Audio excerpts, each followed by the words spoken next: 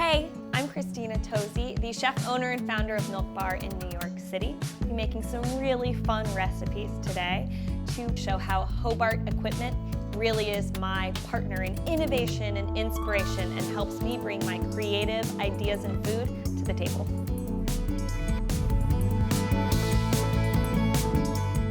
The secret to our bread dough is that it's very simple. There's no sugar in it, there's just a little salt. It's the perfect canvas for something sweet or something savory. I love to create in both spaces.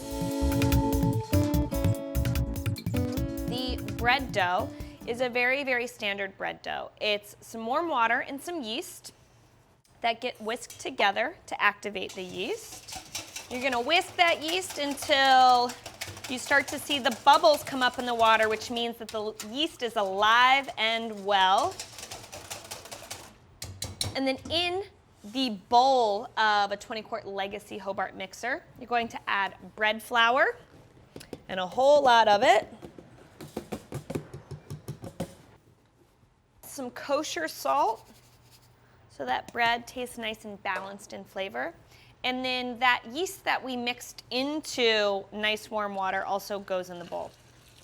Now, I like to take my first minute with a bread hook, and I like to just get that dough started mixing. A standard bread dough really shouldn't be mixed on a high speed at all. And using the angle of this bread hook here really helps get into the bottom of the bowl and helps get that bread dough starting to come together, like you can see here, into a nice shaggy mess, which just means the time spent in the mixer is a little less. I'm going to get the bowl in place, attach the hook, make sure it clicks into place, close the gate, and we're gonna start again on that really slow speed. It's a bread dough. Don't want to go too fast. The secret to our bread dough is that it's very simple. There's no sugar in it, there's just a little salt. It's the perfect canvas for something sweet or something savory. I love to create in both spaces. It's going to take about 2 minutes to really come together.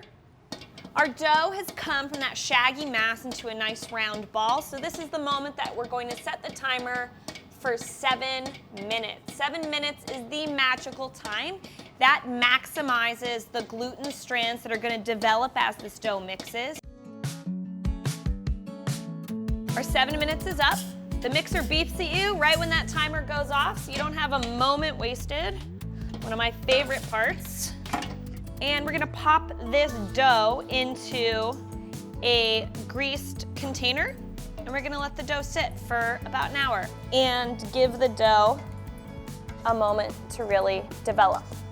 Our dough has spent an hour rising. Look at how big and tall it is. We're gonna dust our work surface with a little bit of extra flour so that bread dough doesn't stick. We're gonna get that dough out on the table.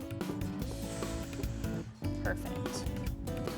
So you can really see where the yeast has expanded there. Lots of bubbles, lots of height. That's exactly what we're looking for to happen in that hour that we let it sit.